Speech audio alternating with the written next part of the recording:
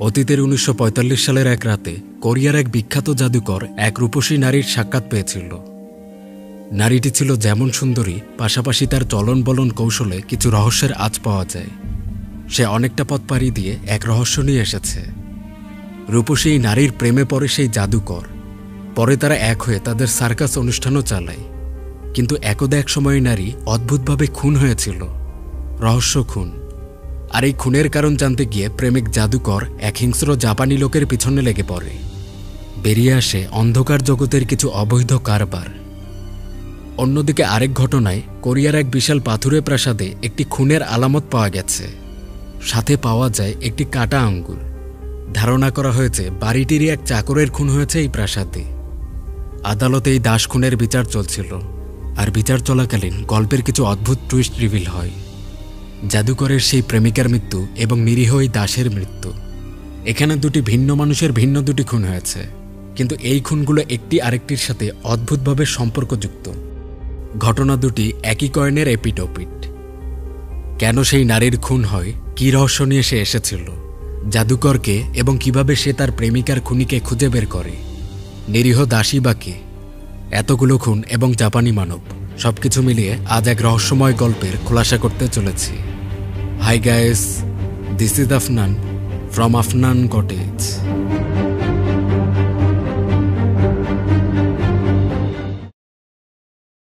সময় ১৯৪৭ সাল। বর্ষার এক বৃষ্টিমুখর রাতের ঠান্ডা আবহাওয়া। একজন অজ্ঞাত ব্যক্তি একটি বাড়ির সামনে এসে উপস্থিত হয়েছেন। পাথরের কারুকাজে সজ্জিত বিশাল এক বাড়ি। অতীতে ১৯৪৭ সালের এ সময় কোরিয়ার অনেক জায়গায় এরকম বাড়িগুলো দেখা যেত। এগুলোকে বলা হয় স্টোন ম্যানশন বা পাথুরে প্রাসাদ। অজ্ঞাত সেই ব্যক্তি তার কাছে থাকা চাবি দিয়ে উক্ত বাড়ির গেট খুলে নেয়। এরপর সে দ্রুত পায়ে এগিয়ে চলেছে। লোকটির হাতে ছিল বেশ বড়সড় রকমের একটি ব্যাগ। তিনি বাড়িতে প্রবেশ করেন। এরপর তিনি তার কাছে থাকা ব্যাগটি রেখে ধূমপানে মগ্ন হন। তিনি একটি কাজের জন্যই বাড়িতে এসেছিলেন, কিন্তু হঠাৎ দেখা যায় উক্ত লোকটির পিছনে আবার অন্য কেউ এসে বন্দুক ঠেকিয়ে দিয়েছে। মানে একজন অজ্ঞাত লোক একটি ব্যাগ হাতে এক বাড়িতে আসলো, আবার তাকে অন্য আরেক লোক বন্দুক দিয়ে আটক করেছে। শুধু আটকই নয়, এর কিছু পর বেশ কয়েক রাউন্ড গুলি চালানো হয় এই বাড়িতে।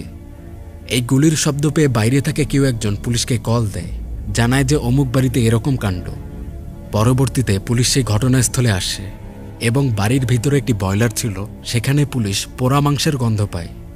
মনে হয় কাউকে এখানে জ্বালিয়ে দেয়া হয়েছে। মেঝের চারদিকে রক্তাক্ত অবস্থা। বয়লারের কাছে একটি কাটা আঙ্গুলও পাওয়া যায়। তাজা রক্ত, সতেজ আঙ্গুল। সম্ভবত কাউকে মাত্রই এখানে খুন করা হলো এবং তারপর সম্ভবত এই আগুনেই তাকে জ্বালানো হয়েছে। এমন ঘটনায় পুলিশ অফিসার শিহরিত হন। তাই তিনি দ্রুত এই বাড়িতে খুনিকে খুঁজছিলেন। খুনটি মাত্রই হয়েছে, তাই খুনি এখনও বাড়িতেই থাকার কথা। এরপর একজন রক্তাক্ত কাপড়ে এবং হাতে একটি বন্দুক নিয়ে উপরতলায় এসে উপস্থিত হন। অফিসার তাকে খুনি হিসেবে টার্গেট করেছিল। পরে লোকটিকে গ্রেপ্তার করা হয়। দৃশ্য পরিবর্তন হয়। ১ বছর পার হয়েছে। গত বছর অক্টোবরের ১১ তারিখেই ঘটনা ঘটেছিল। পুলিশি তদন্তে জানা গেছে যে লোকটিকে গ্রেপ্তার করা হয়েছিল সে ছিল উক্ত ম্যানশন বা বাড়িটির মালিক। নাম তার নামজিন। তারই বাড়িতে সম্ভবত একটি খুন হয়েছিল। লাশ নেই, বলতে গেলে সেটা পুরোপুরিভাবে পুড়ে ছাই হয়েছে। তবে ঘটনাস্থলে একটি কাটা আঙ্গুল এবং মেঝেতে রক্ত পাওয়া যায়।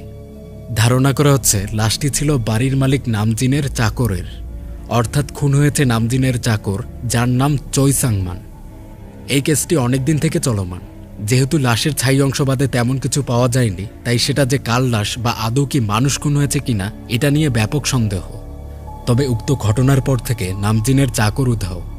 তার খোঁজ নেই এবং বাড়িতে খুনের কিছু আলামত পাওয়া যায়। আর সবথেকে বড় কথা, জ্বলন্ত বয়লারের কাছে কাটা আঙ্গুল পাওয়া গেছে। পাশাপাশি নামজিন তখন ছিল বন্দুক হাতে বিকৃত অবস্থায়। পুলিশের ব্যাপক সন্দেহ খুনি হচ্ছে ম্যানশনের মালিক এই নামজিন। পুলিশ নামজিনকে খুনি প্রমাণে বদ্ধপরিকর। এদিকে দাস চৈ ছিলেন আত্মীয় স্বজনহীন একজন একা মানুষ, তাই তার জন্য রাষ্ট্রপক্ষই মামলাটা লড়ছে। নামজিনকে খুনি প্রমাণের কাজ করছিল রাষ্ট্রপক্ষের উকিল প্রসিকিউটর তাইসুক দাস চৈয়ের পক্ষ থেকে লড়ছে, আর নামজিনের পক্ষ থেকে লড়ছে অ্যাটর্নি ইউন। আদালতে এই মামলার বিচার কাজ চলছে। প্রসিকিউটর তাইসুক বলেন লাশ নেই, কিন্তু তার অংশ হিসেবে রয়েছে এই কাটা আঙ্গুল।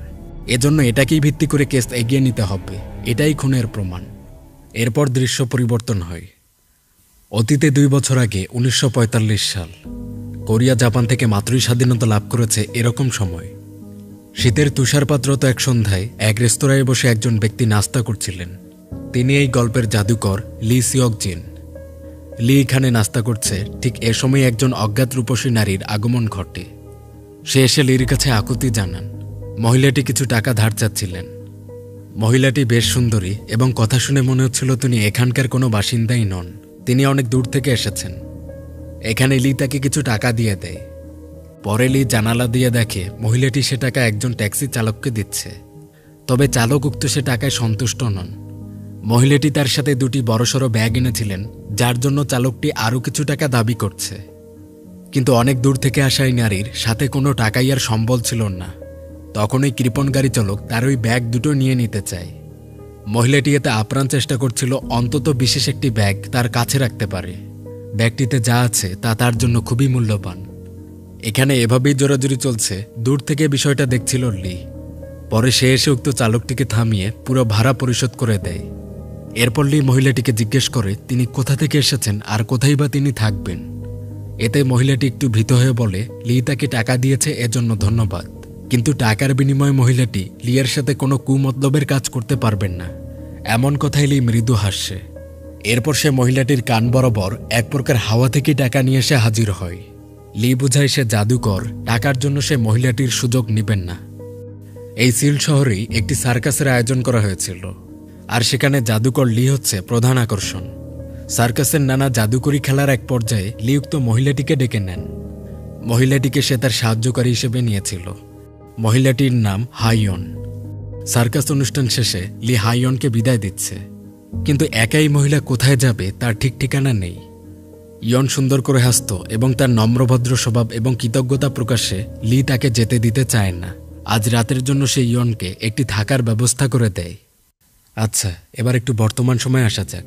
বর্তমান সময়ে অর্থাৎ 2 বছর পর দাস চৈ হত্যাকাণ্ডের বিচার চলছে।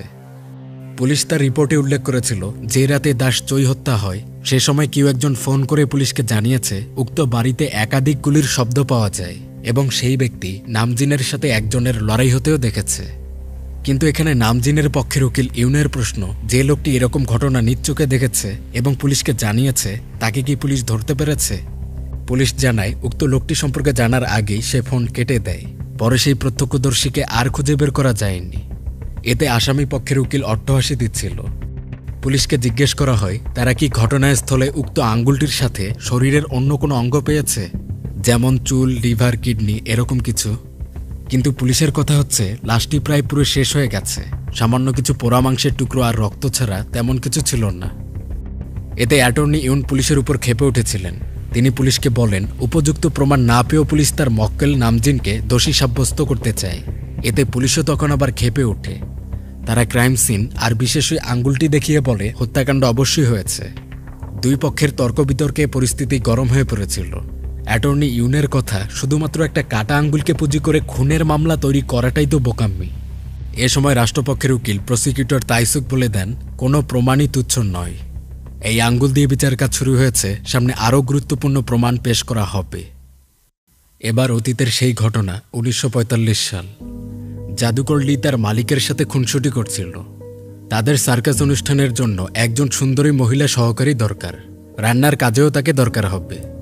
এমত অবস্থায় লি ইয়নকে তাদের দলে নিতে চায়। পরবর্তীতে সার্কাস মালিক ইয়নকে যাচাই করে দেখে। পরম রূপসী চেহারা এবং নম্রভদ্র হওয়ায় মালিক ইয়নকে তাদের দলে অন্তর্ভুক্ত করে নিয়েছিল। এরপর লি ইয়নকে নাচ শিখিয়ে দেয়। অনুষ্ঠানে লিয়ের সহকারী হিসেবে ইয়নকেই দায়িত্ব দেওয়া হয়েছিল। তাদের এই 2 জনের কাপল হয়ে কাজ করাটা দর্শক খুবই উপভোগ করে। দর্শকদের পরিমাণ বাড়ছিল, বিশেষ করে লির ইয়নকে গায়েব করে ফেলা এবং ইয়ন আচমকা কোথাও থেকে বেরিয়ে আসে, এই ব্যাপারগুলো দর্শকদেরকে মাতিয়ে রাখছিল। শুধু দর্শকরাই যে মাতিয়ে থাকে তা না, অনুষ্ঠানের পরের সময়গুলোতে লি এবং ইয়ন তারা নিজেরাও খুনসুটিতে মেতে থাকে এবং এভাবেই লি ও ইয়ংয়ের মধ্যে একটা ভালোবাসার সম্পর্ক তৈরি হয়ে যায়। পাশাপাশি আবার একদিন ইয়ন লিকে তার মনের কথাও জানিয়ে দেয়। সামনে তাদের বিয়ে হতে চলেছে। দৃশ্য পরিবর্তিত হয়ে বর্তমান সময়। আদালতে প্রসিকিউটর তাইসুক ঘটনাস্থল থেকে পাওয়া বিভিন্ন জিনিসপত্র দেখিয়ে ডক্টরদেরকে প্রশ্ন করছেন। ফরেন্সিক ডক্টর বলেন, ঘটনাস্থল থেকে পাওয়া আঙ্গুলটি একজন মধ্যবয়স্ক পুরুষের তর্জনী আঙ্গুল। এটা খুবই ধারালো কিছু দিয়ে কেটে ফেলা হয়েছে। সাথে তিনি এও জানান কাটা আঙ্গুলটির রক্তের গ্রুপ হচ্ছে এ। তাইসুক জিজ্ঞেস করেন, বয়লারের ছাইয়ের মধ্যে কি পাওয়া গেছে? ডক্টর বলেন, ছাইয়ের মধ্যে কয়লা, খড়ি, চামড়ার সামান্য পোড়া অংশ, এক প্রকার প্রাণীজ আমিষ যাকে রেজিন বলা হয়, এবং বিশেষ করে প্রাণীর কিছু রক্ত পাওয়া যায়। এই রক্তের গ্রুপও হচ্ছে টাইপ এ। অর্থাৎ বয়লারের রক্ত, মেঝেতে পাওয়া রক্ত এবং কাটা আঙ্গুলের রক্তের গ্রুপ একই, গ্রুপ এ। তাইসুক পরে ঘটনাস্থলে পাওয়া একটি কুঠার দেখিয়ে বলেন, এই কুঠারেও রক্ত লাগা ছিল, মানে এটা দিয়ে ভিকটিমকে আঘাত করা হয়েছে। তো এই রক্তের গ্রুপ কি? ডক্টর বলেন, একই, গ্রুপ এ।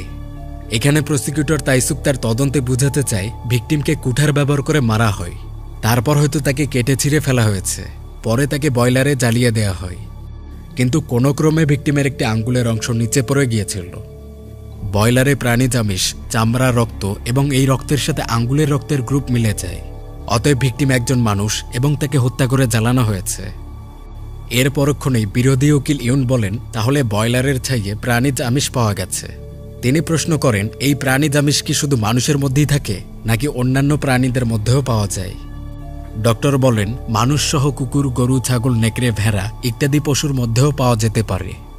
এরপর অ্যাটর্নি ইউন জিজ্ঞেস করেন, আচ্ছা, আমাদের কোরিয়াতে সবথেকে বেশি পাওয়া যায় বা কমন ব্লাড গ্রুপ কি? ডক্টর জানান, গ্রুপ এ। ইউন হেসে উত্তর দেন, তার নিজেরও রক্তের গ্রুপ হচ্ছে এ। এমনকি এখানে ডক্টরও জানান যে তারও রক্তের গ্রুপ এ। এখানে অ্যাটর্নি ইউন প্রসিকিউটর তাইসুকের দেয়া তথ্যগুলোকে ভিত্তিহীন বা খুব সহজ করে উপস্থাপন করে দেন। এক ধরনের প্রাণীজ আমিষ বা একই ব্লাড গ্রুপ পাওয়া গেলেই যে লাশটা কোনো মানুষের অর্থাৎ দাস চইয়ের হবে এরকম কোনো শক্তপোক্ত কারণ নেই। তাই তার মক্কেল নামজিন নির্দোষ। এবার অতীতের সময়টাতে আসা যাক। 1945 সালের এক বিকেলে জাদুকর লি ট্রেনে করে বাসা ফিরছিল। এ সময় সে জানালা দিয়ে দেখতে পায় তার প্রেমিকা ইয়ন কোনো এক অপরিচিত মহিলাকে একটি চিঠি দিচ্ছে। এ ব্যাপারে লি কিছু বুঝতে পারছিল না চিঠিটা কি জন্য আর কাকে সে দিচ্ছে। পরে রাতে লি ইয়নকে এ ব্যাপারে জিজ্ঞেস করে, তবে ইয়ন বলছিল উক্ত চিঠিটি নাকি ওই মহিলারই ছিল। এটা নিচে পড়ে যায়, তখন সে সেটা তুলে উক্ত মহিলাকে দিয়েছে। এ সময় লি আবার ইয়নকে এটা জানায় তাদের এই এক জায়গায় সব অনুষ্ঠান না করে বাইরেরও কিছু জায়গায় গিয়ে অনুষ্ঠান করা দরকার, এতে খ্যাতি বাড়বে। আর এজন্য তাদের এখন ফুসান শহরে গিয়ে কিছু অনুষ্ঠান করা উচিত। পরের সকালে লিরা ফুসানের উদ্দেশ্যে রওনা হয়েছিল। এ সময় ইয়নকে খুবই চিন্তিত দেখা যাচ্ছে। ফুসান হচ্ছে ইয়নের জন্মস্থান। সেখানে কোনো একটা ব্যাপার আছে যার জন্য ইয়নের সেখানে যেতে ভয় হচ্ছিল। পরে লিরা ফুসানে আসলে সেখানে তাদের অনুষ্ঠানের জন্য পোস্টার লাগানো হচ্ছে। ঠিক এ সময় সেখানে এক আগন্তুকের আগমন ঘটে। অচেনা সেই ব্যক্তি পোস্টার অর্ধেক ছিঁড়ে নিয়ে সেখানে সেই ইয়নের ছবি দেখছে। এদিকে ইয়ন নতুন শহরে আসার পর অসুস্থ হয়ে পড়েছিল, তার ঘন ঘন বমি হয়। তবে একদিন ইয়ন যখন তার রুমে ছিল না তখন তার জন্য একটি চিঠি এসেছে। রিসিপশন থেকে চিঠিটি সংগ্রহ করে লি। এটা কেউ একজন ইয়নের জন্য রেখে গিয়েছে। লি চিঠিটি পড়ে এবং জানতে পায় কেউ একজন বলছে ইয়নের কাছে নাকি কিছু কপার প্লেট আছে। ব্যক্তিটি এও জানায় সে আজ রাত 11টায় লবিতে ইয়নের সাথে দেখা করবে। প্রথমে লি এটাকে ভুল ঠিকানায় আসা একটা চিঠি মনে করেছিল, কিন্তু পরক্ষণেই সে লক্ষ্য করে বিছানার নিচে একটি শক্ত ব্যাগ। ব্যাগটি লি খুলে এবং দেখতে পায় সেখানে কিছু কপার প্লেটই সংরক্ষিত করে রাখা হয়েছে। এগুলো কিসের প্লেট বা ডাইস এটা জানার জন্য লি এগুলো কালি দিয়ে পেইন্ট করে। এরপর সেগুলোকে কাগজে ছাপিয়ে দেয়। তখন দেখা যাচ্ছে এগুলো তৎকালীন কোরিয়ান মুদ্রা ছাপার কপার প্লেট, মানে এগুলো দিয়ে জাল টাকা বানানো যাবে। বিষয়টা জেনে লি প্রচণ্ড ভয় পেয়েছিল। পরবর্তীতে রাতে ইয়ন এসে দেখে লি এই কপার প্লেটগুলো খুঁজে পেয়েছে। লি তাকে জিজ্ঞেস করে এগুলো কিসের জন্য, এরকম জিনিস তার সাথে রাখার কারণ কি। ইয়ন তখন জানায় এগুলো তার নয়, বরং এগুলোকে বানিয়েছে তার চাচা যান। ইয়ন বলে এই ব্যাপারটা সে আগেই লিকে জানাতে চেয়েছিল, কিন্তু জাপানি একজন লোকের ভয়ে সে এগুলো জানাতে পারেনি। লি জানতে চায় কোন জাপানি লোক। তখন ইয়ন তার অতীতের এক ঘটনা শোনায়। গল্পটা এরকম, একজন জাপানি লোক আছেন যার নাম ওকামোতো শিগেরু। তিনি ইয়নের চাচার সাথে বেশ কিছু সময় ধরে দেখা করতে আসতেন, কিন্তু তার চাচা এই ব্যক্তিটি সম্পর্কে কখনোই কিছু বলতেন না। একদিন এই লোক তার চাচাকে বড় অঙ্কের একটি চেক দিয়েছিল, এটা ইয়ন জানতে পারে। পরে আরেক রাতে ইয়ন যখন ঘুমাচ্ছিল সে একটা বিকট শব্দ শুনতে পায়। বেরিয়ে এসে দেখে তার চাচাকে মেরে ফেলা হয়েছে। তার চাচাকে খুন করেছিল ওকামোতো নামক সেই ব্যক্তিটি। পরের সকালে গোয়েন্দা অফিসার আবে এই হত্যার তদন্ত করতে এসেছিলেন।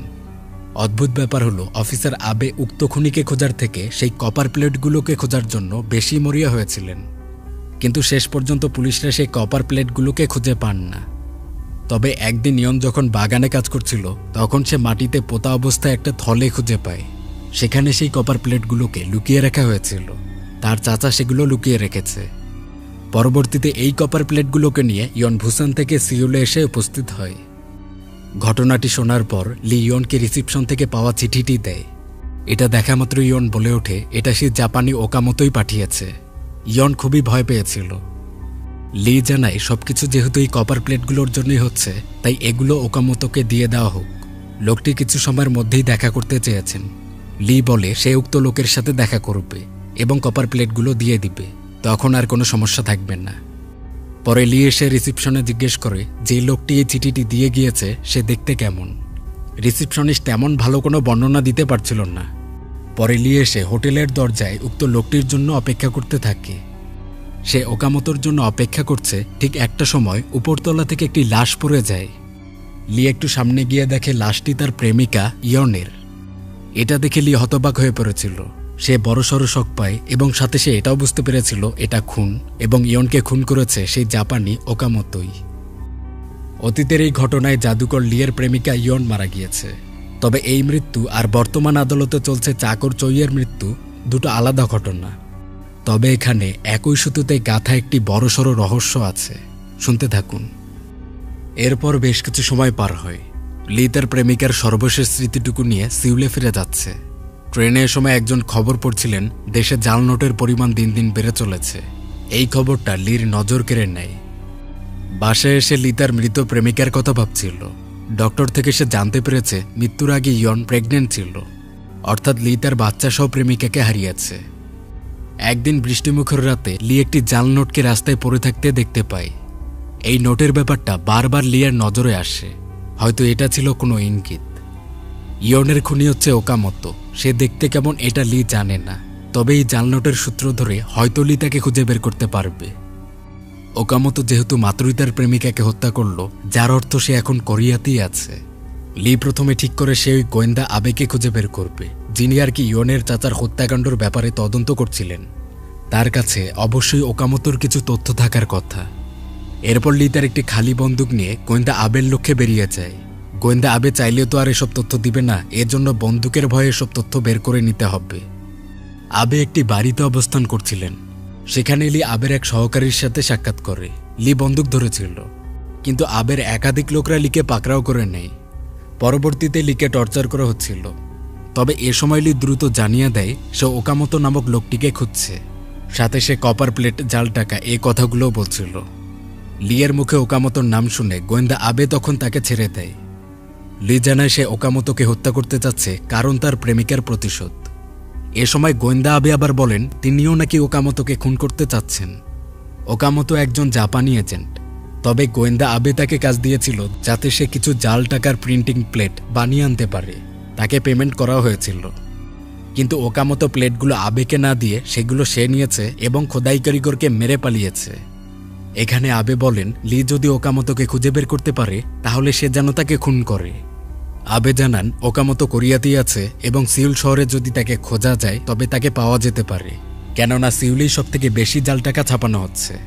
ওকামোতোকে তেমন কেউ দেখেনি, তেমন কেউ চিনেন না। আবে বলেন ওকামোতো চাইনিজ, ইংরেজি, জার্মান সহ একাধিক ভাষায় কথা বলতে পারে এবং তার সাথে সবসময় একজন মেয়েকে দেখা যায়। পরে আবে লিয়ের বন্দুকে গুলি ভরিয়ে দেন আর বলেন দ্রুত ওকামোতোকে মেরে ফেলতে। এরপর বেশ কিছু সময় পার করে লি তার পুরো বেশভূষা পরিবর্তন করে নেয়। জাদুঘর থেকে সে বনে যায় একজন গাড়ি চালক। ওকামোতো তাকে ইয়নের সাথে দেখে থাকতে পারে, তাই সে চেহারা চালচলন এমনভাবে পরিবর্তন করে ফেলে যাতে ওকামোতো তাকে দেখলেও চিনতে না পায়। সে তার দাঁত পর্যন্ত উঠিয়ে ফেলেছিল। এরপর থেকে লি রাত বিরাতে ক্যাসিনোর সামনে গাড়ি নিয়ে যায়। সে ধনী ব্যক্তিদের, বিশেষ করে যারা ভণ্ড ধনী সেজে থাকে এরকম ব্যক্তিদের তার গাড়িতে নিত। আর গাড়ি চালানোর সময় সে যাত্রীদেরকে জিজ্ঞেস করত তারা তার গাড়িতে থাকা জার্মান ভাষার স্লোগানটি পড়তে পারে কিনা। ওকামোতো কিন্তু জার্মান ভাষায় পারদর্শী। আবার যাত্রীরা যখন তাকে ভাড়া দিত, লি সেগুলোকে পুড়িয়ে দেখে। ওকামতো জাল টাকার কারিগর, তার টাকাগুলো জাল হবে, আর জাল টাকা পুরালে তাতে লাল নয় নীল আগুনের শিখা পাওয়া যায়। এভাবে লি কয়েক মাস শত শত দিন ক্যাসিনোর সামনে অলিগলিতে কাটিয়ে বেড়ায়। তবে এক বর্ষা থেকে আরেক বর্ষা চলে আসে, কিন্তু ওকামতোর দেখা মিলেন না। কিন্তু হঠাৎ এক রাতে লি এক অদ্ভুত লোকের দেখা পায়। সে উক্ত জার্মান স্লোগানটি পড়তে পেরেছিল। তার কথায় তাকে বাইরের কেউ মনে হচ্ছে। পরে সে যে টাকা দেয় সেটা লি পুড়িয়ে দেখে, সেটা থেকে নীল আগুন বেরোচ্ছিল, অর্থাৎ এটা জাল নোট। আর ওই যাত্রীটি হচ্ছে ওকামতো। এই ওকামতোকে কি চিনতে পেরেছেন? আদালতে কিন্তু নামজিন নামে এই লোকটিরই তার চাকর খুনের বিচার হচ্ছে। পরবর্তীতে লি এই ওকামতোর পিছু নেয়, ক্যাসিনোতে প্রবেশ করে। সেখানে উক্ত লোকটি ইংরেজিতেও খুব সুন্দরভাবে কথা বলছিল এবং তার সাথে একটি মহিলার ঘনিষ্ঠতাও দেখা যায়। লি তখন নিশ্চিত হয় এটাই তার খুঁজে বেড়া ওকামতো। এখানে ওকামতোর সাথে থাকা মহিলাটির নাম ম্যাডাম সাং। এ মহিলাকে দেখে লির মনে পড়ে অতীতে এই মহিলাকে ইয়ন একটি চিঠি দিয়েছিল। পরবর্তীতে লি বেরিয়ে এসে খুনের প্রস্তুতি নেয়। বন্দুক হাতে সে গাড়িতে ওকামতোর জন্য অপেক্ষা করছে। আচ্ছা, এবার এই অতীত থেকে ফিরে বর্তমান সময়ে চলা কেসটাতে আসা যাক। পুলিশের ধারণা মোতাবেক দাস চৈকে খুন করেছে তার মালিক নামজিন। তবে এটা প্রমাণের জন্য নামজিনের বিরুদ্ধে শক্তপোক্ত সাক্ষ্য দরকার। নামজিনের বাসায় সপ্তাহে 2 দিন করে এক মহিলা কর্মচারীও কাজ করতেন। তিনি পুলিশকে জানিয়েছিলেন দাস চৈ নিখোঁজ হওয়ার কিছুদিন আগে বাড়িতে একটি ফোন কল এসেছিল। কলটি যে করেছিল সে ওকামতো নামক কারো সাথে কথা বলতে চেয়েছে। পরেই কলের কথা মালিক নামজিনকে জানানো হয়। কর্মচারী তখন লক্ষ্য করে ওকামতো নামটি শুনে নামজিন বেশ ঘাবড়ে গিয়েছে। এই বিচার কাজের এক পর্যায়ে বিচারক প্রসিকিউটর তাইসুককে ডেকে নেন। তিনি বলছিলেন এসব সাক্ষীদেরকে দিয়ে কি আদৌ নামজিনকে খুনি প্রমাণ করা যাবে? তাইসুক জানান এখনও একজন সাক্ষী বাকি আছে এবং তিনি এই কেসের খুবই গুরুত্বপূর্ণ সাক্ষী এবং তিনি প্রত্যক্ষদর্শী। মানে যে রাতে চৈ খুনের ঘটনা ঘটেছে এটা সে নিজে দেখেছিল এবং সেই পুলিশকে কল করে জানিয়েছে। এবার অতীতে ফেরা যাক। লি তার বন্দুক লোড করে ওকামতোকে গুলি করার জন্য প্রস্তুত। অন্যদিকে ওকামতো ধীর পায়ে লিয়ের গাড়ির দিকে এগিয়ে আসে। লি তাকে গুলি করবেই, কিন্তু হঠাৎ কি মনে করে জানি লি এমনটা আর করেন না। পরের সকালে লি ওকামতোর বাড়িতে এসে উপস্থিত হয়। এখানে লি মিথ্যা বলে যে ওকামতো নাকি গতরাতে তাকে তার বাসায় কাজ দিবে বলে কথা দিয়েছে। ওকামতো বলেন তিনি হয়তো মাতাল অবস্থায় ছিলেন, এজন্য এটা বলেছেন, তার কাজের কোনো লোকের দরকার নেই। এখানে লি অনেক জোরাজুরি করছিল। সে বলে এই কাজের আশে সে তার গাড়ির চাকরি ছেড়ে দিয়েছে, তাই এখন তাকে কাজ না দিলে সে পুলিশের কাছে এর বিচার চাবে। পুলিশি ব্যাপার ওকামতোর জন্য খুবই বিপজ্জনক, তাই সে লিকে তার বাসায় দাস হিসেবে রেখে দেয়। এখানে লি ওকামতোকে তার নাম জিজ্ঞেস করে। তখন ওকামতো তার নাম বলে, তার নাম নামজিন, এবং পাশাপাশি লিও তার নাম জানায় চৈ সাংমান। লি ভুয়া জন্ম নিবন্ধন এবং পাসপোর্টে তার নতুন একটি পরিচয় চৈ বানিয়েছিল। অর্থাৎ বর্তমান সময়ে যে দাসের খুনের মামলা চলছে এটাই সে জাদুকর লি ওরফে চৈ সাংমান। আর তার মাস্টার বা বাড়ির মালিক হচ্ছে এই নামজিন ওরফে ওকামতো। ওকামতো কোরিয়াতে তার নামজিন নামটি ব্যবহার করে বসবাস করত। তবে সে তার জালিয়াতি কারবারে সে ওকামতো পরিচয়ে পরিচিত। তাহলে ব্যাপারটা দাঁড়ালো যে অতীতে জাদুকর লিয়ের ঘটনা এবং আদালতে চৈ খুনের ঘটনা এভাবে এক জায়গায় মিলে যায়। মানে অতীতের সাথে বর্তমান কেসের একটা সম্পর্ক আছে। আরেকটা ব্যাপার, জাদুকর লি কিন্তু দাস চৈ সেজে ওকামতোকে খুন করতে গিয়েছিল, কিন্তু শেষে দেখা যায় চৈ বেঁচে নেই, তাকে খুন করেছে ওকামতো বা নামজিন। এরকম উল্টো ঘটনা কেন ঘটল? গল্পটা শুনতে থাকুন। ভিডিওর এই পর্যায়ে আপনাদের একটি গুরুত্বপূর্ণ তথ্য দিয়ে দেই। আপনি কি জানেন এখন ঘরে বসে ওষুধসহ যাবতীয় হেলথ কেয়ার প্রোডাক্ট অর্ডার করতে পারবেন আরোগ্য অ্যাপে? আরোগ্য একটি হেলথ কেয়ার প্ল্যাটফর্ম যেখানে প্রতিটি ঔষধের বিস্তারিত বিবরণ, জেনেরিক অনুযায়ী বিকল্প কোম্পানির ঔষধের বিবরণ এবং দাম সম্বলিত সঠিক তথ্য জানতে পারবেন। এছাড়াও প্রতি অর্ডারের সাথে থাকছে আকর্ষণীয় discount, cashback, free home delivery সারা দেশ জুড়ে। আর আমরা তো জানি কিছু ঔষধ ফার্মাসি খুঁজেও পাওয়া যায় না, সেক্ষেত্রে অনেক ভোগান্তির শিকার হতে হয়। এই সমস্যাটির সমাধানও আরোগ্য অ্যাপেই পেয়ে যাবেন, কারণ যাবতীয় সকল ওষুধই রয়েছে আরোগ্যতে। এই অ্যাপটি ইনস্টলের সাথে সাথেই 40 টাকা বোনাস পেতে চাইলে ডেসক্রিপশন বক্সের লিঙ্ক থেকে ইনস্টল করুন অথবা প্লে স্টোরে গিয়ে সার্চ করুন আরোগ্য লিখে। সেক্ষেত্রে বোনাস পেতে চাইলে আফনান কোডটি ব্যবহার করুন অ্যাপের রেফার বক্সে। আদালতের কাঠগড়ায় এবার সরাসরি নামজিনকেই প্রশ্ন করা হচ্ছে। প্রসিকিউটর তাইসুক বলেন, এক রাতের পরিচয় কিভাবে নামজিন একজনকে তার কাজে রেখে দেয়? নামজিন বলে চৈতার চাকরি ছেড়ে এসেছিল, সে হয়েছিল নিরুপায় এজন্য। তখন তাইসুক বলেন, চাকরি ছাড়াটা বড় কথা নাকি সে পুলিশে যেতে চেয়েছিল এজন্য নামজিন তাকে রেখে দিয়েছে? নামজিনের উপার্জনের থেকে তার মোট সম্পদের পরিমাণ অনেক বেশি। এত টাকা নামজিন আয় করে কিভাবে? তার কি কোনো অবৈধ কারবার আছে? আসলে তাইসুক বুঝাতে চান, হয়তো নামজিনের কোনো অবৈধ কারবারের কথা দাস চৈ জেনেছিল, তাই হয়তো নামজিন তাকে খুন করে ব্যাপারটা ঢেকে দিয়েছে। অতীতে আসা যাক। লি দাস চৈ হয়ে নামজিনের কাজ করে যাচ্ছে।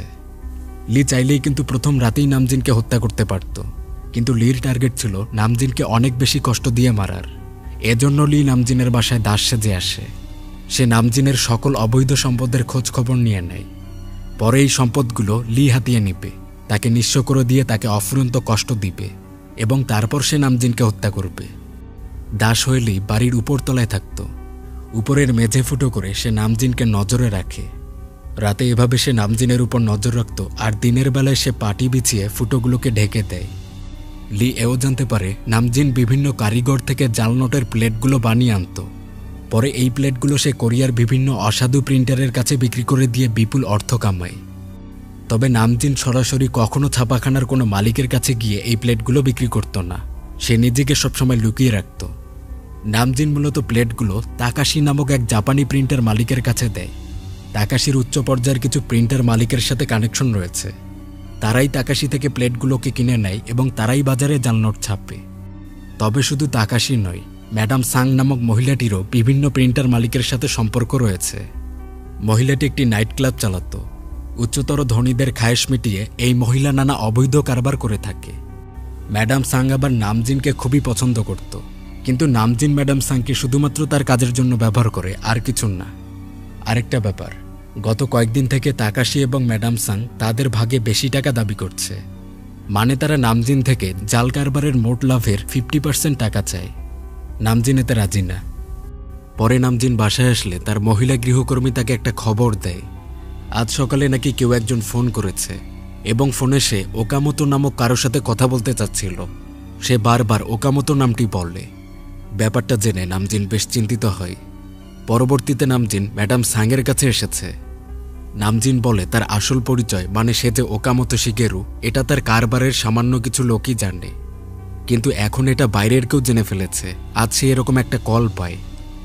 নামজিন বলে তাদের এই মুহূর্তে এই জায়গায় জাল নোট বানানো বিপজ্জনক, যে কোনো সময় তারা আটক হতে পারে। নামজিন ম্যাডাম সাংকে জানিয়ে দেয় আর কোনো জাল নোট ছাপানো হবে না, তাই এখনই ম্যাডাম সাং তাকাশি থেকে আগের দেয়া প্লেটগুলো নিয়ে নেক। নামজিন এখানে ম্যাডাম সাংকে সন্দেহ করছিল, কারণ ম্যাডাম সাং নামজিনের ওকামতো পরিচয়টা জানে এবং সেই হয়তো এটা বাইরে ছড়িয়েছে। তবে সাং বলছিল এটা তার কাজ নয়, বরং নামজিনের উচিত তার আশপাশের লোকগুলোকে নজর দেয়া। এরপর নামজিনের সন্দেহটা এসে পড়ে তার দাস চৈয়ের উপর, কারণ এই চৈ আসার পরই ওকামতো পরিচয়টা ফাঁস হল। একদিন নামজিন চৈকে একজন মিস্ত্রি আনার জন্য বাইরে পাঠিয়ে দেয়। এরপর নামজিন চৈয়ের রুমে আসে। চৈয়ের রুমে ভালো করে তল্লাশি চালানো হয়, কিন্তু তেমন কিছু পাওয়া যাচ্ছিল না। পরে নামজিন চৈয়ের জন্ম সনদটাই চেক করে দেখতে চায়। এ সময় হাত লেগে পানির একটি গ্লাস পড়ে গিয়েছিল। এটা একটু মুছে দিয়ে নামজিন পরে নিচে নেমে আসে। নামজিন উক্ত জন্ম সনদটা চেক করছিল, কিন্তু হঠাৎ এ সময় উপর থেকে পানি পড়ছে। তখন নামজিন আবার চৈয়ের রুমে এসে দেখে মেঝেতে একাধিক ফুটো করা। পাটি দিয়ে ঢাকা অবস্থায় চৈ তাকে নজরে রেখেছে, অর্থাৎ চৈ তার ওই পরিচয় জানে এবং সকল কারবার জানে। পরের সকালে নামজিন চৈকে একটা লেখা দিয়ে বলে এটা মুখস্থ করে ফেলতে। লেখাটা এরকম: আমার কাছে কপার প্লেটগুলো আছে, তাই এগুলো আর খোঁজার চেষ্টা করবেন না। নামজিন চৈকে বলে রাত 10টার পর সে একটা নম্বরে কল করে এই কথাগুলো বলবে। এরপর নামজিন চৈকে বাসায় রেখে একটা কাজে বেরিয়ে যায়। রাত 10টা নাগাদ নামজিনের সেই সঙ্গী তাকাশি তার কারখানা বন্ধ করছে। তবে এ সময় চৈয়ের পক্ষ থেকে নামজিনের করতে বলা উক্ত কলটি আসে। নামজিন যা বলেছিল চৈ সেটাই বলে তার কাছে কপার প্লেটগুলো আছে। এটা শুনে তাকাশি চিন্তিত হয়। তৎক্ষণাৎ সে ম্যাডাম সাংকে কল করে বলে প্লেটগুলো কি তার কাছে নেই। কেউ একজন কল করে বলেছে প্লেটগুলো নাকি তার কাছে। ম্যাডাম সাং জানায় না, প্লেটগুলো তার কাছেই আছে। ঠিক এ সময় পিছন থেকে নামজিন এই সবগুলো কথা শুনছিল। পরে সে তাকাশিকে কুপকাত করতে থাকে। আসলে নামজিন জানতে চাচ্ছিল প্লেটগুলো আছে কার কাছে, তাকাশির কাছে না ম্যাডাম সাংয়ের কাছে। এদিকে ফোনে ম্যাডাম সাংও সবই বুঝতে পারছিলেন নামজিন তাকাশিকে মেরে ফেলছে। আসলে ম্যাডাম সাংকে নামজিন সবসময় শুধু ব্যবহারই করেছে, তাকে কখনো ভালোবাসেনি। তাই এটার প্রতিশোধ স্বরূপ ম্যাডাম সাং নামজিনের সকল অবৈধ কারবার বন্ধ করাতে চায়। আগে যে ওকামতো নাম করে একটা কল এসেছিল বাড়িতে, এটা ম্যাডাম সাংই করিয়েছে, যাতে এই কলের ভয়ে নামজিন তার কারবার বন্ধ করে দেয়। এদিকে ম্যাডাম সাং আবার দাস চইকে কল করে। সাং তাকে বলছিল কি অবস্থা চই ওরফে জাদুকর লি, অনেকদিন থেকে দেখা নেই। লি তার মুখে আসল পরিচয় শুনে ঘাবড়িয়ে ওঠে। পরে ম্যাডাম সাং লিকে ডেকে এনেছিল। সাং বলে এর আগে যখন সে লিকে নামজিনের বাড়িতে দেখেছে তখনই সে চিনে ফেলেছিল এটাই সেই জাদুকর লি। এটা শোনার পরেই লি ম্যাডাম সাংয়ের গলা চেপে ধরে, বলে সে কি এটা নামজিনকেও জানিয়েছে। সাং বলে না, সে নামজিনকে সব জানায়নি। সাং বলে সেও নামজিনকে হত্যা করতে চাচ্ছে। ম্যাডাম সাং তার কাছে থাকা কপার প্লেটগুলোকে বের করে দেয়, বলে লি এগুলো নিয়ে পালিয়ে যাক। তখন নামজিন এগুলোর খোঁজ করতে লির কাছেই যাবে, আর তখন যেন লি কায়দা করে নামজিনকে মেরে ফেললে। ম্যাডাম সাং এখানে এও জানায় নামজিন শুধুমাত্র তাকে ব্যবহারই করেছে, কখনো ভালোবাসেননি। নামজিন শুধু একটা মেয়েকেই পছন্দ করত, আর সেটা ছিল লিয়ের মৃত প্রেমিকা ইয়ন। ইয়ন আগে তার চাচা নিয়ে যে গল্পটা বলেছে এটার কিছুটা মিথ্যা ছিল। আসলে ইয়ন তার চাচা সহ নামজিনদেরই আন্ডারে কাজ করত, সেও এসব কারবারে মিলিত। একটা সময় নামজিন এই কপার প্লেটগুলো ইয়নকে দিয়ে বলে পালিয়ে যেতে। কোরিয়া তখন মাত্র জাপান থেকে স্বাধীন হয়েছে, তাই নামজিনরা অপেক্ষা করে যখন কোরিয়া থেকে জাপানি শাসকরা পুরোপুরি চলে যাবে তখন তারা বড় পরিসরে জাল কারবার চালাবে। এজন্য প্লেটগুলো নিয়ে ইয়ন পালিয়ে যায়। পরে সিউলে এসে ইয়ন জাদুকর লিয়ের আশ্রয় নিয়েছিল, তার সাথে কাজ করে। এখানে নামজিন জানত ইয়ন তাকে পছন্দ করে, কিন্তু পরে নামজিন এটা জানতে পারে ইয়নের গর্ভে লির সন্তান। এই ব্যাপারটা নামজিন মানতে পারেনি, তাই সে ইয়নকে হত্যা করেছে। এই পুরো ঘটনার কিছুই লি বিশ্বাস করতে পারছিল না। লি বলে ইয়ন আর যাই করুক সে তাকে অবশ্যই ভালোবেসেছে। এ সময় ম্যাডাম সাং বলে ভালোবাসতেও পারে, আবার তার সাথে নাটক করতেও পারে। এর আগে ইয়ন সাংকে যে চিঠিটা দিয়েছে এটা সে নামজিনের জন্য পাঠিয়েছিল। ওখানেই লেখা আছে সে আসলে কাকে ভালোবাসে, নামজিনকে না লিকে। ম্যাডাম সাং এই চিঠিটা পড়তে বললে। এরপর তীব্র ক্রোধ নিয়ে জাদুকর লি নামজিনের বাসা ফিরে যায়, সে উক্ত চিঠিটা খুঁজছিল। অন্যদিকে নামজিন ম্যাডাম সাংয়ের কাছে এসে উপস্থিত হয়। সে তার কপার প্লেটগুলো চাচ্ছে। সাং বলে প্লেটগুলো তার কাছে নেই, তার চাকর চই নিয়ে গেছে। এটা শুনে নামজিন সাংকে বেপরোয়াভাবে মারতে শুরু করে। একটা পর্যায়ে নামজিন এও জানায় না সে সাংকে পছন্দ করত না ইয়নকে। ইয়ন তার জন্য আর কাজ করতে চাচ্ছিল না, তাই তাকে বাঁচিয়ে রাখা হয়ে গিয়েছিল বিপজ্জনক। এজন্যই সে তাকে হত্যা করেছে, অন্য কোনো কারণে নয়। এরপর নামজিন ম্যাডাম সাংকে হত্যা করে ফেললে। আর তারপর ঘনবর্ষার সেই বৃষ্টিমুখর রাত নামজিন তার বাড়িতে এসে উপস্থিত হয়। গল্পের শুরুটা হয়েছিল ঠিক এখান থেকেই। নামজিন ব্যাগ হাতে তার বাসায় ফিরে এসেছে, কিন্তু ভিতরে ঢুকতে না ঢুকতেই পিছন থেকে চাকর চই অর্থাৎ লি এসে বন্দুক ঠেকিয়ে দেয়। এরপর এখানে কিছু কথা হয়। নামজিন জানতে চাচ্ছিল চই কেন চাকর হয়ে এসেছে আর কেন সে তাকে মারতে চায়। নামজিন আসলে বুঝতে পারেনি এটাই সেই জাদুকর লি বা ইয়নের প্রেমিক। লি যেহেতু বেশভূষা পরিবর্তন করেছিল। এরপর লি নামজিনকে মেরে ফেলার জন্য উদ্যত হয়, কিন্তু হঠাৎ বিদ্যুৎ চলে এসেছিল। আলোর ঝলকানিতে নামজিন লির পেটে ছুরি চালিয়ে দেয়। এরপর তার বন্দুক কেড়ে নিয়েছিল। লি আহত হয়েছে, তবে সে দেখে কপার প্লেটগুলোর সাথে ইয়নের সেই চিঠিটা, এটা লি নিয়ে নেয়। বৃষ্টির রাতে বারবার বিদ্যুৎ যাওয়া আসা করছিল। নামজিন পরে লিকে মেরে ফেলবে এমন অবস্থা, কিন্তু আলো চলে গেলে লি নামজিনের উপর ঝাঁপিয়ে পড়ে। তাদের মধ্যে ধস্তাধস্তি হয়, লড়াই হয়। একটা পর্যায়ে বন্দুক সরে গিয়েছিল। পরে লি বন্দুকটি নিয়ে বয়লার রুমের দিকে এগিয়ে চলেছে। এখানেও তাদের লড়াই হয়। প্রথমে নামজিন জোর দেখাচ্ছিল, তবে একটা সময় লি নামজিনকে আঘাত করে নিচে ফেলে দেয়। নামজিন অজ্ঞান হয়েছে। লির হাতে বন্দুক, সে গুলি চালাবেই, কিন্তু দেখা গেল বন্দুক ফায়ার হচ্ছে না। লি দেখে তার তর্জনী আঙ্গুলটি কেটে পড়ে গিয়েছে। আচ্ছা, এই ঘটনাটা এখানেই থাক, এবার একটু কোর্টে ফিরে আসি। কোর্টে বিচার কাজ হচ্ছে যে চই হত্যাকাণ্ডের খুনিকে। পুলিশের দাবি চইকে খুন করেছে নামজিন, কারণ পুলিশকে একজন প্রত্যক্ষদর্শী কল করে বলেছিল সে চই এবং নামজিনের উক্ত লড়াইটা দেখেছে, এবং এক পর্যায়ে সে চইয়ের খুনও দেখেছে। তো এবার কোর্টে প্রসিকিউটর তাইসুক তাদের সর্বশেষ সাক্ষীটিকে ডেকে আনেন। আর এটা ছিল সেই প্রত্যক্ষদর্শী যে চইয়ের খুনটা হতে দেখে। এই সাক্ষী সম্পর্কে বিরোধী পক্ষের কেউই কিছু জানত না। সাক্ষীটিকে নাকি মাত্রই পাওয়া গেল। এরপর ধীর পায়ে কোটস্যুট পরিহিত এক লোকের আগমন ঘটে, যেটা ছিল জাদুকর লি। ইনি হলেন ঘটনার প্রত্যক্ষদর্শী যে খুনটা হতে দেখে। তাকে দেখে নামজিন আটকে উঠেছিল, বলছিল যে এটাই তো তার দাস চই, সে মরে গিয়ে আবার জিন্দা হয় কিভাবে। এখানে লি এসে তার পরিচয় দেয়, সে হচ্ছে জাদুকর লি সিওকজিন এবং সে ওই রাতে উক্ত বাড়ির পাশ দিয়ে যাচ্ছিল। তখন সে গুলির শব্দ শুনতে পায়। পরে গিয়ে সে দেখে সেখানে লড়াই হচ্ছে এবং এক পর্যায়ে নামজিন উক্ত দাস চইকে খুন করে। তাজ্জব ব্যাপার তাই না? চই মারা গিয়েছে মানে লি মারা গিয়েছে। তার কাটা আঙ্গুল বয়লারের কাছে পাওয়া যায়। তাহলে লি কিভাবে কোর্টে এসে বলে যে সে তার নিজেরই খুন হওয়া দেখেছে? অর্থাৎ নামজিন লিকে হত্যা করে জ্বালিয়ে দেয়, এটা লি দেখে বা সাক্ষ্য দেয় কিভাবে? নামজিন বলছিল ইনি কিভাবে কোনো প্রত্যক্ষদর্শী হয়, এটা তো তার চাকর চই। তার হাত চেক করা হোক, তার একটি আঙ্গুলের অর্ধেক অংশ থাকবেন না। কিন্তু দেখা গেল আঙ্গুল নয়, তার ডান হাতের কবজি পর্যন্তই নেই। লি বলে গত বছর সে তার নতুন একটি ম্যাজিক ট্রিক করতে গিয়ে তার হাতের কবজি হারিয়ে ফেলেছে। এটা দুর্ঘটনা ছিল। যে ডক্টর এটার চিকিৎসা করেছিলেন এবং যে সার্কাস মালিক এটা নিজে হতে দেখেছেন, তারা এটার সত্যতার বয়ানও দেন। এই সব কিছু দেখে নামজিন পাগল বনে গিয়েছিল। সে বলে এই জাদুকর সবাইকে ধোঁকা দিচ্ছে। সে নামজিনকে এমন খুনের দায়ে ফাঁসাচ্ছে যে সেটা করেননি। প্রসিকিউটরের এখানে কথা, জাদুকর লি কেন নামজিনকে ফাঁসাবে? তাকে ফাঁসিয়ে লির কি লাভ? এখানে নামজিন আর কোনো উত্তর দিতে পারেন না। আসলে উত্তর দেওয়ার তো কোনো রাস্তা নেই, কারণ লি যে তার প্রেমিকা খুনের প্রতিশোধ নিতে এরকমভাবে ফাঁসাচ্ছে, এটা বললেও তো নামজিন খুনি হয়। তখন হবে ইয়নের মৃত্যুর খুনি। তাই নামজিন কোনো উত্তর দিতে পারেন না। আচ্ছা ভাবুন তো, লি ওই দিন খুন হয়ে আজ আবার সে নিজের খুন হতে দেখার সাক্ষী দেয় কিভাবে?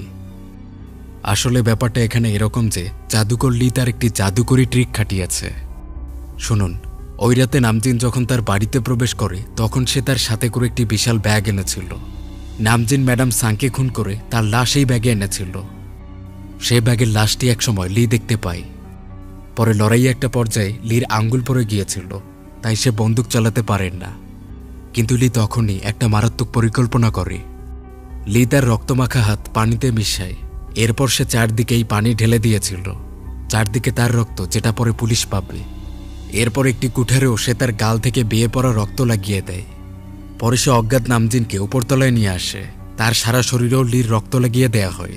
এরপর বাড়ির মাঝে এসে লি একাধিক গুলি চালায়, যাতে পাড়া প্রতিবেশী এই গুলির আওয়াজ শুনতে পায়। বন্দুকটি পরে নামজিনের হাতে দেয়া হয়েছিল। এরপর লি পুলিশকে কল করে জানায় লড়াই হয়েছে, সে একজনকে মাত্র খুন হতে দেখল। এবং সর্বশেষে লি ব্যাগের ম্যাডাম সাংয়ের লাশ বয়লারে দেয়। লাশটি পুড়ছিল, আর বয়লারের পাশে লি তার কাটা আঙ্গুলটি ফেলে রাখে। পরে এভাবেই পুলিশ সব প্রমাণগুলি পায়, ঘটনা আন্দাজ করে এবং নামজিনকে সরাসরি গ্রেপ্তার করা হয়।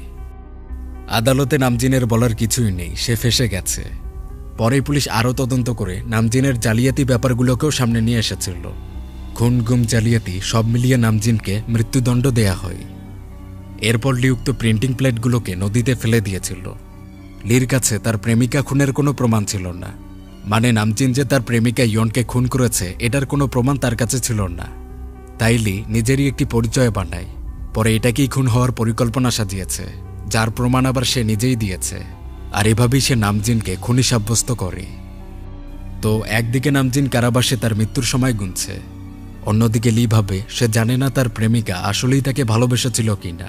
সেও চিঠিটাও পড়েননি, সে শুধু জানে সে তার প্রেমিকাকে ভালোবেসেছে। গল্পটার এখানেই শেষ। তাহলে এক যে ছিল জাদুকর, রূপসী তাহার প্রেমিকা। প্রেমিকা হত্যার প্রতিশোধে জাদুকর সাজে দাস। পরে সে দাসীর মৃত্যু ঘটিয়ে জাদুকর নেয় প্রতিশোধ। আশা করি ভিডিওটি ভালো লেগেছে। সামনে এরকম ভিডিও দেখতে চাইলে অবশ্যই কমেন্ট করে জানাবেন। আর হ্যাঁ, আজ পিন কমেন্টে আমার পার্সোনাল ইনস্টাগ্রাম অ্যাকাউন্ট দিয়ে দিয়েছি, তাতে একটা ফলো দিন। মুভি, সিরিজ বা আমার সাথে কোনো ব্যাপারে কথা বলতে চাইলে সেখানে সরাসরি যোগাযোগ করতে পারেন। ভালো থাকবেন সবাই।